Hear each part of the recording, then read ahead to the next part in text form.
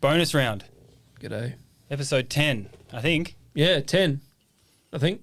We just started talking and I was like, fuck, we haven't even just press record. Yeah. Why even like bother Yeah. having a topic or whatever? Yeah. Just go. Yeah. I was just saying that, and I don't know if this is a good thing to say on this podcast or not, but whatever. Like I just started looking at cookbooks and things, right? Yep. Looking back, because I haven't picked them up in quite a while. And we're not saying we're the best chefs ever. Nah. We're just saying we're people that worked in the industry that have a lot of shared commonalities and history and stuff. We're not saying like, hey, it's the two best chefs who have ever done it now making a podcast. No. But I was looking at these People cookbooks. know that too. Yeah. And also we have the time. Well, we kind of don't, but No. we've found the time to do this. And it's enjoyable to reminisce and to talk. And It's a good side project. It's a fucking good hobby. And for me as well, it's nice to actually come back to cooking after like being so rejected by it at the end of my career, and to kind of have a little bit of enjoyment about it again.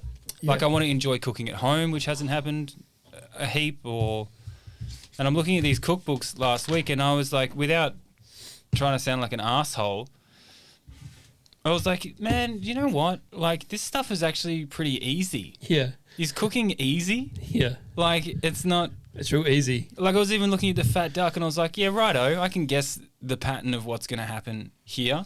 And you look at the It's a skim read, hey. yeah, and you look down. I was looking at the recipe section. It's funny as, I was like, all right, you're just going to stabilize that. Yep. You're going to turn that into a gelatin. Yep, you're Paco jetting that because that's just going to make it look better. Yep. And it's like, wow, is it because I've moved on to new challenges that this is simple shit? Yeah. Or is it just looking back and forgetting that you've done a career of it and it's Yeah. like not easy for other people? Yeah. I found that when I started cooking my daughter, we used to make breakfast all the time, especially school holidays.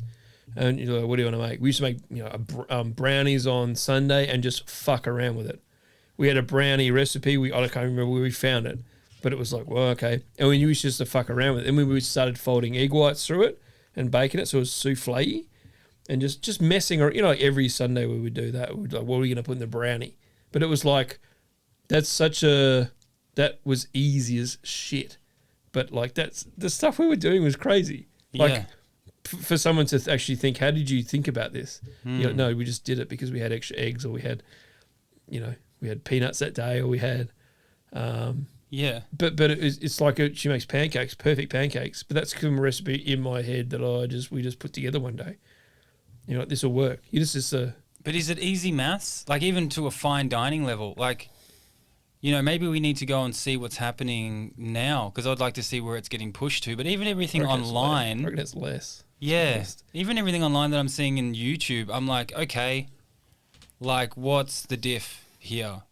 Like one thing I really love is people making produce an important part of it so it tastes the best. Yeah. But if you're talking about like some kind of art, the art of cooking and progressing fine dining, like I don't know. It seems easy is what I'm saying. Yeah, I can circle back to that because even the books we have on the shelf, and that might be, there's a few comments asking us about favourite books, right? Because we just have to have books behind you, But there's one, that Michael Roux sauces one. Yeah. If you want a sauce one, that's it. But if you look at that, that's seriously easy. But if you don't follow what the fuck it is, it's fucked. And his book on his pastry book, that I still look at that to this day. He'll have like cold egg. You can't ignore the words; they're so basic, but you can't ignore cold egg because I've done it with room temp egg for pâté brisé, and it doesn't. You can put it in a blender still and things like that. So like chop it up. It's not quite there. So like even you have to listen, but like that's the recipe's easy. But when he's saying cold, when he says 15 mils, those loads of cooking books, 15 mils, you're like 30, who cares? Yeah. Right? Those ones, 15 mils is 15 mils. And then, which is why I love it because that's such a good base to have. You're like, you can trust it. But that's real easy. But you have to go, okay, cool. But I think that's where the base comes from for us. Yeah. Maybe it's a skill that's almost just been done. Yeah. Which is weird. But you can make perfect shit. Because if, say you're say for years and years like we have, we've strictly made whatever we've made. 15 meals is 15 meals, cold egg is cold egg. Now at home with the pancakes, you're just throwing it in the bowl and it's coming out stunning. But it's lazy. It's technically like lazy, right? But you know this is recipe will work. It will taste phenomenal. Yeah. But, you know, it's not perfect, right? It's not like... It's not the best thing on the planet. I'm a super lazy chef. Yeah, me too. Yeah. At the moment. But I'd like to actually get back to, like, doing some Precision? Stuff. Just doing something... Like, I make amazing meals for me and my girlfriend and me and my son. I, like, pump wicked food into him. But it's all lazy. Yeah. You know? Yeah. It's like it's I reckon it's like people pasta. People won't label it lazy though. Yeah. If they saw it, they'd be like, fuck it. I just got go-to. So we have like, rather than having, for him, I'll have like orecchiette pasta. And I always have stock around the house. Yeah. And then tomatoes and peas. It's like an old pub special from like 10 years ago. Yeah. A bit of parmesan and a little bit of parsley. Yeah. And a little bit of butter when I'm like reducing some stuff and like emulsifying and things. Yeah. And it blows his socks off. Yeah. And the tomatoes don't go into the end and they just kind of like pop a little bit, but they're kind of raw. Yeah. They're not cooked down or anything. Yeah. But it's super lazy. It takes me 20 minutes. Yeah, but you've already you just mentalized everything you've cooked, right? Yeah, you just nailed it. No one else is doing that. Braised meat from no one else is doing the that. week. They're just going, when do I throw these in? What do I do with this? Do you know what I mean? But it's just like then and you know why you're doing everything. Yeah, I know what the end result is. Maybe that's an interesting idea. Like if you're talking about sauces and stuff, you know what you want to get to. You've seen it. But you've probably already seen. You've definitely would have seen an over reduced stock, a sauce, a thin sauce, a split sauce, butter sauce that's too hot, hollandaise just too. You know what I mean? You've already seen bad ones, maybe. Yeah. As well. So if you were to come back, it's harder to fix it to chefing now. What would you do to make it suicide? Probably interesting. Yeah, like we're talking about. If someone asked us, what would I just make it interesting? Yeah. What would you do? I don't know. That's where I get it. Well, I think I'm already kind of doing it with the stuff with the food I'm interested in now. Is a lot of raw, fire, everything on fire, everything. Because it's so uncontrolled. Not that I didn't do that over my career. Yeah. But I love it. That's what I do at sort of home as well to a point now. And it takes skill. Yeah, and it's also you're not just adjusting the food or the temperature that you're adjusting the area it's on, the heat of. You can't turn a fire down, right? You know what I mean? Like so it's primal. Yeah. And I think that might look easy too, where you're just cooking whatever. So I'm cooking like everything on it. Yeah, the last 5 years of my career was strictly fire cooking. But it's only right now that I realise that's what I'm doing is making it interesting. Obviously it's tastier, but that's just another progression, right? You're making it harder for yourself as well. Yeah. This is not easy. This is like lighting a fire and cooking. Yeah. You know what I mean? Yeah, I cooked the T-bone. I was too lazy to send you a picture, but that's how I am. I cooked the Wagyu T-bone. Well, you don't take photos of everything here. I don't take photos of anything. You're like blasphemy. Who does that, yeah? And I didn't mean to do it, but it was frozen and it was later in the day. So it was like 3/4 defrosted before we got to it, and me and Kerry Ann wanted to eat it. Yeah. So what I did was like reverse seared it. Yeah. Essentially, but I was like, dude, I need to defrost this thing and eat it at the same time. So well, slower defrost, right? Right. Yeah, so you want to fully cook it outside. So like super hot pan with fat, not oil, right? And just like seared it both sides, took it off for 10 minutes to defrost it, and then put it back on and fucking nailed it. Yeah, of course. Medium rare, I just felt medium rare, even on the sirloin side, which was wicked. That Wagyu stuff is very good. Yeah. Very nice. And I'm like, I'm reverse searing. But like I've never reverse seared. Nah, you're doing both. That's like a sear reverse. It's an SRS. Sear reverse sear? SRS airbag, yeah. Because it's a little bit frozen on the inside. I wanted to bring it up and hold it. I know what you were doing. And then put it back. And she didn't know what I was doing. She just saw they're thick though. Yeah. The I suppose if it was a thin, I would have just defrosted anyway. Yeah. The sirloin side was thick. Yeah. And I actually cut that off and put it back on a little bit longer. But the funny thing also was that she's like, "Oh wow, this is cooked perfectly," and I'm just like, "You don't even know. This thing was 3/4 defrosted." Yeah. Super expensive steak, 3/4 defrosted. Aging in the fridge for 4 days. Yeah, I'll still nail it. Yeah. I don't know, man. It just seems. I think it's adapting. I think you're right. It's adapting and knowing the end result. And I think you, at some point, I don't know, I reckon, seen everything. Yeah. Surely you've seen everything. So what is there left Even to do? if you haven't fucked it up, someone's done it and you've seen it and you've seen fixes or you've seen. Right.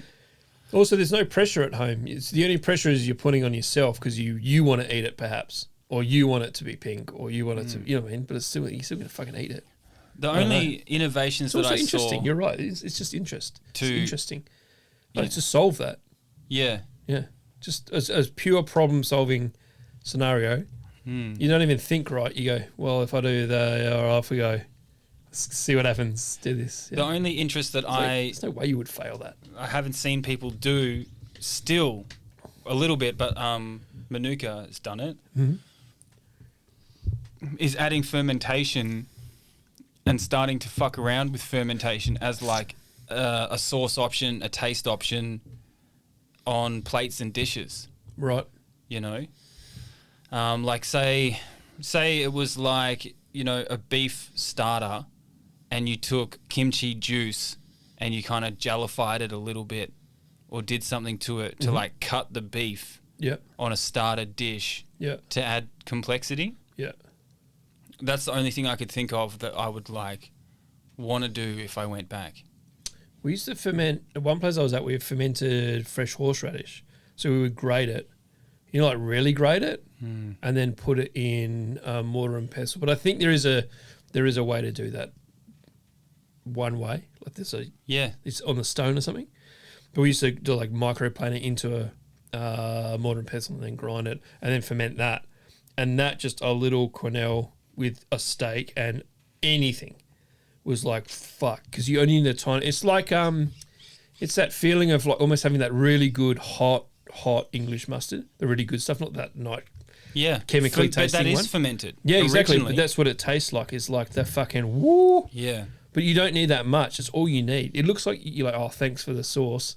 But you're like, nah. Yeah. Like, but that's elevating something. That's what I mean. Like, where are people... Like, I was looking at but some I'm of the with dishes. you. I'm with you. Yeah, you know, they're totally. like, oh, I've got fish and I'm using carrot puree and, I don't know, there's like a little bit of a herb crumb. And I'm like, well, what's the point? Where is that going? You know? It's just to have a herb crumb on there because someone said herb crumb. Yeah. What's the point of it? Yeah, but that's what we always come back to is, do you need it or not?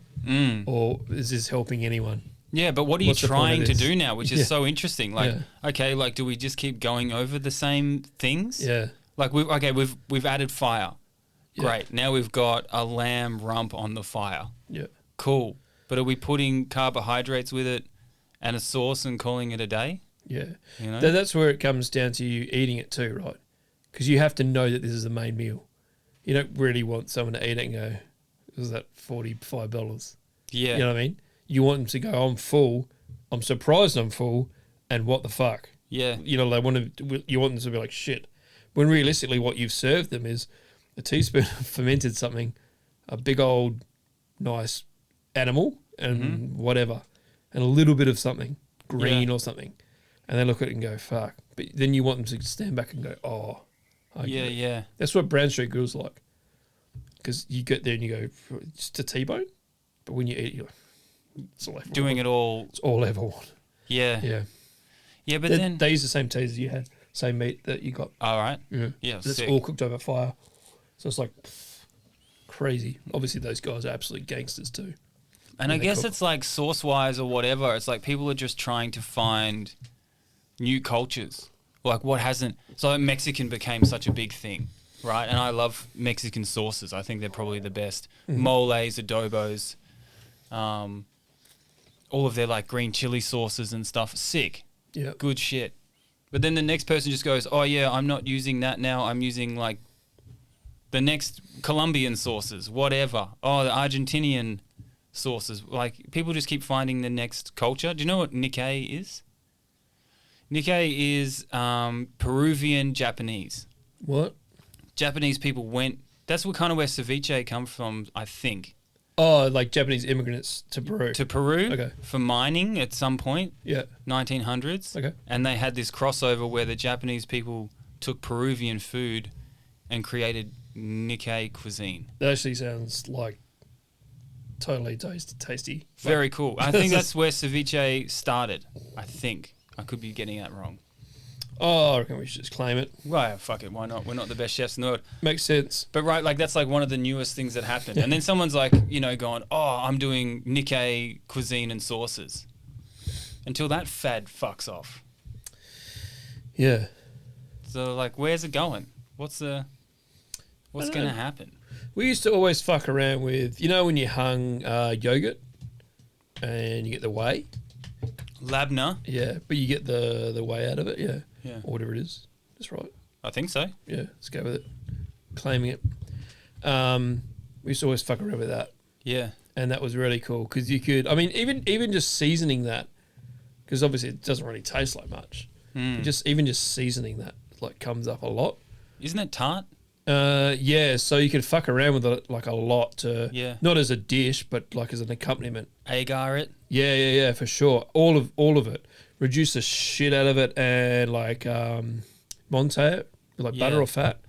Yeah, okay. So not tallow. So dehydrating things. Tallow. We got it right though. Yeah, we nailed it. It's just suet, but it's Yeah. melted, but it's also render, but it's also fat. Here's one for you. What if everyone started using It's organs? just a new word for it. Let's go back to organs.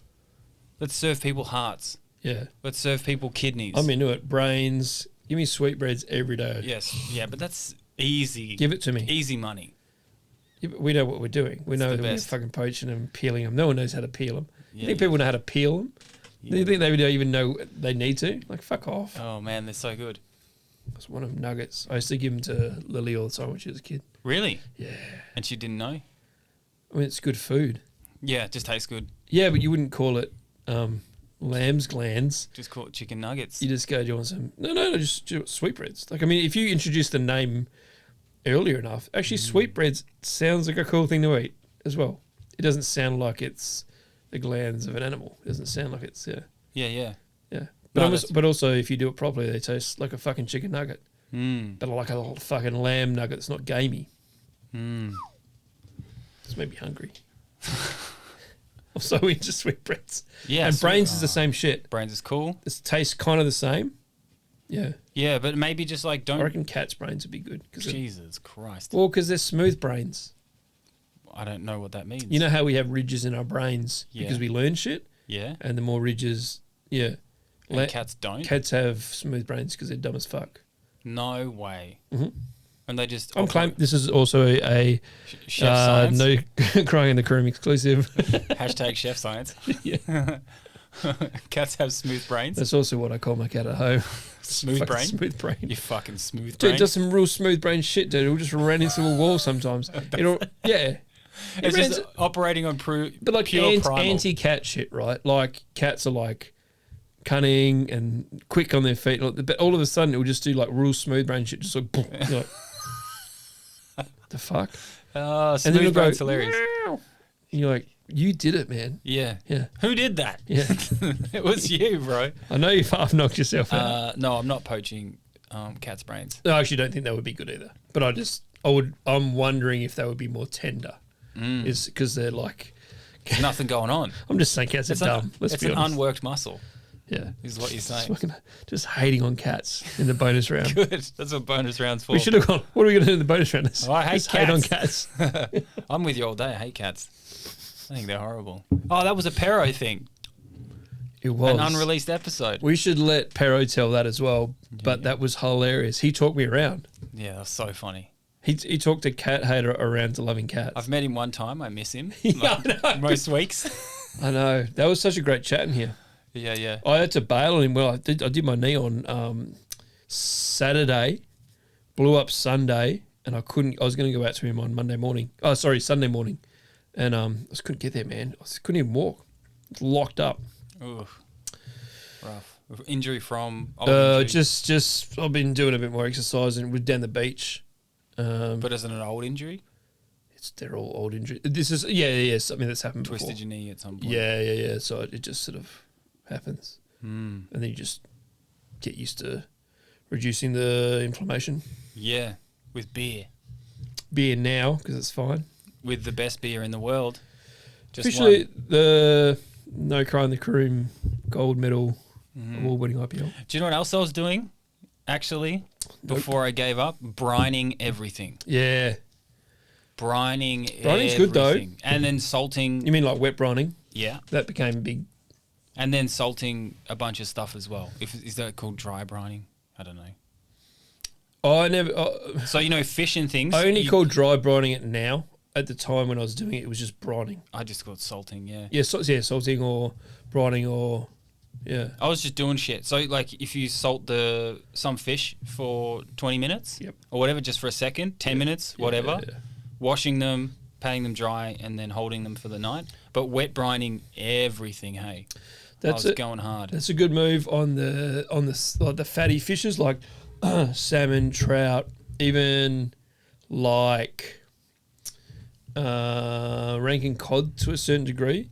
You do a salt for like 10 minutes. It brings out all that shit. Whatever that shit is that comes out of it. Yeah, it brings it out and it cooks so nice. Yeah, you don't have any of that protein leach. And it doesn't. You know how when you cook it and the layers switch when you pick it up when it's perfectly like mid-rare, they just hold together then. Dude, I miss something cod. about it, but only 10 minutes. But that's the move. Bit of zest or something on there. Get it to soak up something. Good cod was the best. Yeah, dude. You wouldn't see it in Australia, hey. Ranking cod you can, but not the stuff you're talking about. Those tacos the other day at Indigo Oscar were cod. I don't know what kind of cod. But fuck, they were good. Yeah. Ranking cod here's good. It's fickle. You got to know what to do with it. I just don't know what an apprentice is going to do or like a young chef's going to do in 2023 to say, hey, I'm fucking good. Yeah. What do you got? That's new and exciting and will blow your socks off. That hasn't been done, or like is a direction of progression or good. Yeah, right. A lot of stuff coming up now is kind of what I've been talking about, but I'm trying to think of is it coming up because I'm looking at it and I'm interested in it, or is it the fad? You know what I mean? Because I ignore a lot of shit that I'm into. Yeah. So there's a lot of fire cooking, a lot of single big steaks, a lot of aged in-house stuff in Perth. I mean, over east, that was a thing. Yeah, I'm for done. ages. I'm done with it. But that is not a new thing in Perth, but it has become, maybe it's more economical as well now. Like, I think you can maybe charge not more. economical, I mean it's cheaper. I think you can charge more. Cheaper than it used to be. Yeah. But yeah, taking out like, the business factor of it as such. Like say that you were an apprentice and you were going in to do one of those end of year tests, when you did like a meal or whatever. What, TAFE? Yeah. Or tech school? Yeah. At the end of those things. Or even if we were talking about an apprentice is trying to get something on the menu, there's like literally nothing that you can do that says, hey, here's like my style. Yeah, that's a good point. Like, is it done? Yeah. You would have to try so hard to even just get an eyebrow raised. Yeah. And be like, we can put it on the menu. Like you can. That's what the technique wise, okay. I haven't seen that in a while. That sounds good. Yeah. Because even sous vide's done, right? Like we're talking about, like compression, dehydration. I was dehydrating watermelons for a while when I was doing food shows at the end of my career. Yeah. And it was blowing people's minds. So if you did like a sorbet or something, and then you had like a dehydrated, nice, massive shard of watermelon, and they're still a little bit chewy, they're not like brittle. Yeah. People would go fucking ballistic. Did you compress it? Is that what you're saying? No, I dehydrated it. Oh, sorry, missed that bit. Thinnish. Yeah. And then just like shrunk them over a day and a half. You're right. Really super intensified, and they're like a little bit. It's fruit leather, essentially. That's what it is. Exactly. What it is. without blitzing stuff up and spreading it. Yeah. But that's like that was where it was at. The dehydrated mandarins I used to enjoy a lot, but then you have to prep to do them. You have to get at all the little threads. You had a blunt paring knife? Did you do it? And you're like brushing it? I just use the back. Yeah, I just use the back of it, the back of the knife. Yeah, I had a blunt paring knife for that kind of stuff. Yeah, I wouldn't know where anyone would go. I was just reading this book and I was like, dude, is fucking cooking easy? Is it simple? Is it done? That's when you, yeah. But that stuff like prepping just one of those Mandarins one Mandarin segment, and then a front of house eats it. That's when you want to, like, that's a front kick to the face, right? That's all you think of doing. You go, what? What did I just see? Because that's like, I don't know, people just don't get it, right? Like, there's a difference between what I did and you just throwing it looks like you've just thrown a Mandarin segment on a dehydrated tray or however you're dehydrating it. Yep. That's what it looks like. But what you've actually done is fucking all of it. It's made sure it's edible. Yeah. Yeah, it's totally. Fucked. It's fucked. It's fucked. You watch someone eat that, you're like, no. Yeah. Waiters. Okay. All right, that's, whatever. I reckon there's more 3 minutes of my life gone. I reckon there's more room to move in pastry still. Like, pastry still is like... I never think about pastry. Innovative. Yeah. I mean, I went for a couple of years on my own off into the woods in pastry to have a go. Like, I feel comfortable in pastry. Yeah. I feel like I can do it. Mm-hmm. I never was a full-time pastry chef. Yeah. That's for sure. But it has room to move. It's still got, like, some sciencey stuff in there, and I guess, like, what did people do? They started putting carrot in desserts or beetroot in desserts or, like, flipping things, or it's, Yeah. There's room to move over there. I feel like there's, like, uncharted territory in some way. Yeah. But, like, what's happening on a meat section? Yeah. It's done. I think we're at the pinnacle of it. And what I've seen lately in the experimental side of it is stuff like chocolate aged, which is basically wet aging. Like, instead of covering in butter, you cover it in fucking chocolate. It's wet aging. It's just the same. But as soon as I see it, I go, well, that's just that. You know what I mean? Is that breaking down? But that's just, meat? So you'd have a joint. It's Yeah. the same as dry aging, but they've covered it in butter or fucking chocolate or something. But that's what I'm thinking. It's the only thing I can think of is that's something that's come up in the last sort of year to 6 months that I've seen that's like around a bit. Obviously more over east, in the UK and things like that. A lot of, if you want to look at what's going on, any Vegas restaurant, okay, they're the ones they've always been on the forefront, and that's where a lot of Keller's stuff was experimented in. What, did he have a Bouchard in one of the Vegas? I can't remember the casino. Did he have a Bouchon? Yeah, in Vegas. Yeah, fucking no shit. Yep. So a lot of the not original stuff. Yeah, that wasn't that bistro. He was a la carte, wasn't he? With one of those things, no? Or I'm thinking of something else. That was a la carte. That one in Vegas is like a la carte for sure. Imagine, but they have. That's where they want it, and they can charge the price, and also your food cost is null and void because it is a casino. Yeah. So I would hate to think. So if you ever want to see new shit that might or might not work. Look at any of those Vegas casinos. The good restaurants though, right? Being a young chef who's taken on like a fine dining restaurant and is coming up with a degustation menu with an original idea, good luck, is what I'm saying. Yeah. That someone's like, whoa, this guy's the thing because he has... Like, if you remember those guys... There goes a lot of portioning too. You got to get your head around how big is a something. Yeah. To get how much grams? You know what I mean? Like even that. That's what I would ask. And you're like, you've just broken that apprentice's brain. Yeah. And you've asked him to do one thing, do one dish. You're like, so how big's the fillet? How much you reckon? And like, what do you mean? You're like, no, it's a barramundi. You're like, yeah, but you're like, totally. I need. I mean, how many grams is this? What's a piece like? You're like, yeah, but how much of order? It's like this. It's so intense. Yeah. Those degos. Yeah. But you get used to same as anything. You get used to it. It's not like trying to scare people away from that. It's just a different thing. To think I guess about. I'll have to go look at Noma and see, because as I was leaving, it was the Scandinavian stuff. Who was old mate? Who was right up north? He won best restaurant, probably 2017 or something. Yeah, they were doing the guys, the long haired, sort of young baby and they were doing. But what he was doing was basically tracing the roots of his culture, and then creating an immersive experience, right? And I'm sure the flavors, he was doing some fermenting and stuff, but it was like, using the trees from the area, using the moss from the area. And that's cool because you're traveling so far to have the experience, to go through it. Have you ever seen Fervor here? No. Fervor. Perth? Yeah, holy shit. That's exactly what they do. He travels around with Yoda. Oh, I'd contacted those dudes. He travels around with a botanist and an elder. I don't want to fuck this up. I don't want to fuck that name up. Yeah. But whoever it is that allows him to use native.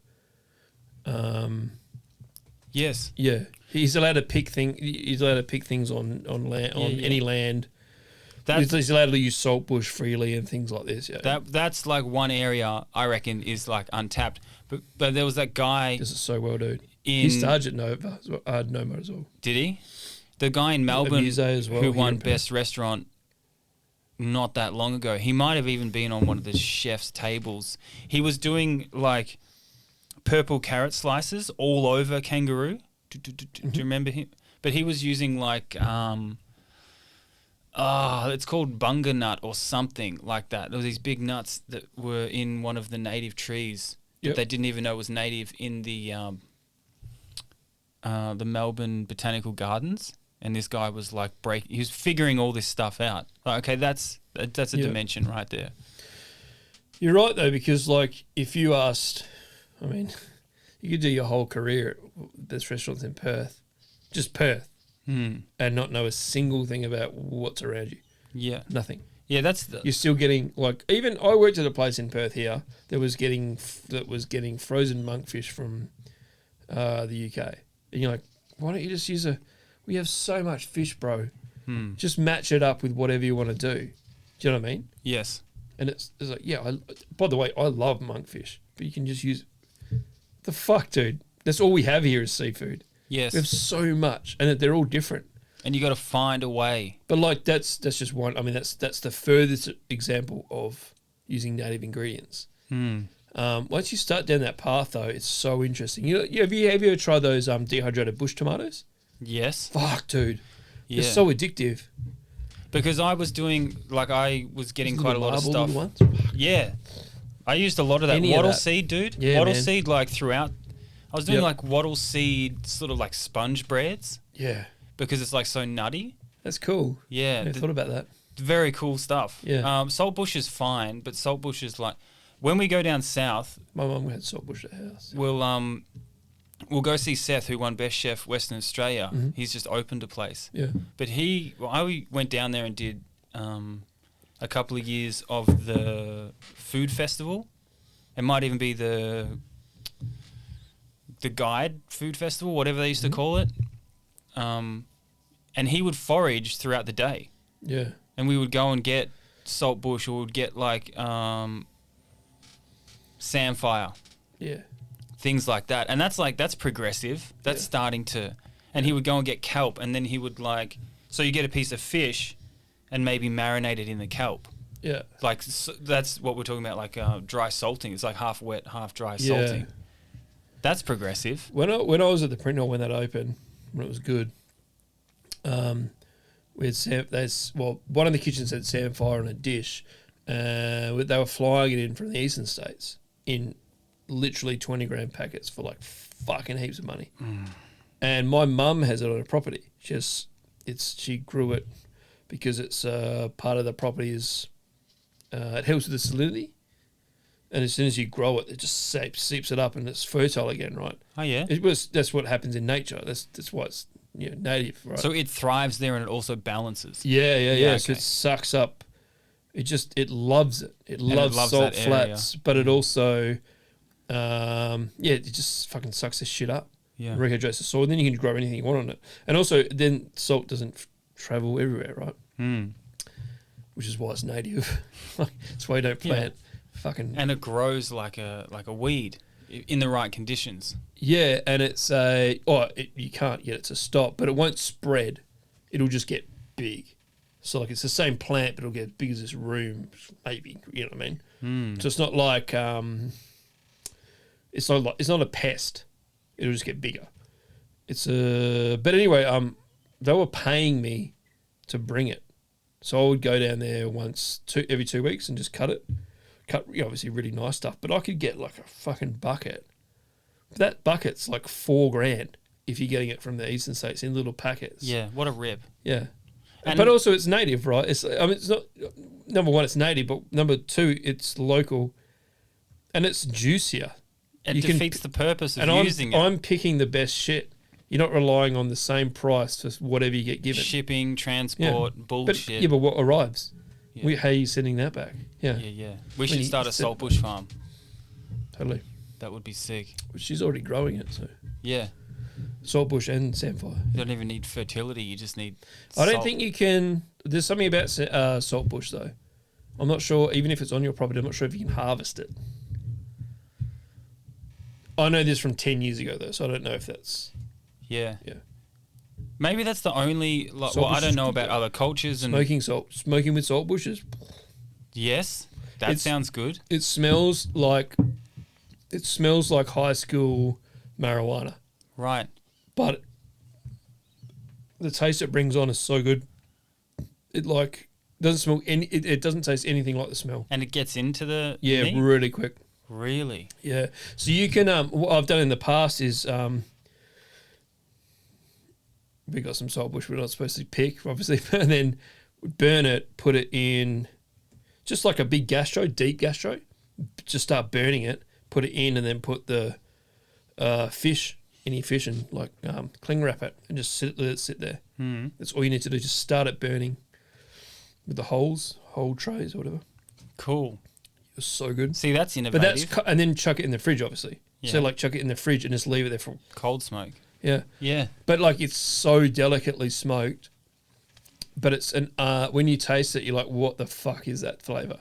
Yeah. Yeah. So what do you do so cool. what would you do to a salt it too. Just a little bit of salt just to soak it all in. I'm not saying it has to be dairy, but I feel like something smooth. Yes, it doesn't have to be as well, but obviously fattier fish is better. Yeah. Yeah. Well, what's in fat white fish or what's in Australia that's kind of like a dairy product that would accompany something like that? I mean, dairy in Australia is amazing anyway. I guess you can use those things. I just put stracciatella on everything. So. Do you? Yeah. I'm such a fiend. They make such good stuff. I'm thinking goat yogurt or something. Yeah, I just can't get past. They make this real good one in Vic Park. Oh, yeah. So. Well, that's up. I guess, we've just bitched for 38 minutes, but... I don't think we bitched. Just have a chat. That's where I'm at, and I hopefully... Maybe as this thing progresses, we can kind of figure it out. But...